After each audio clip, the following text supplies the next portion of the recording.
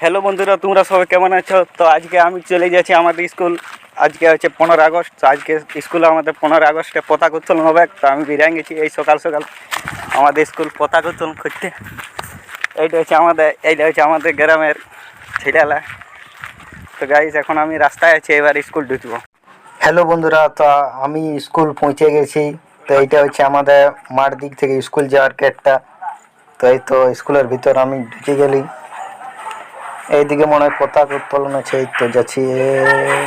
এই দেখে এইদিকে আমাদের পতাকা উত্তোলন হচ্ছে।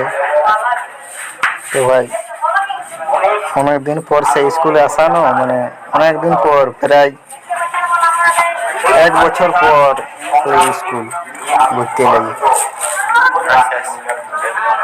ও ছিলালে কি চিল্লা আছে।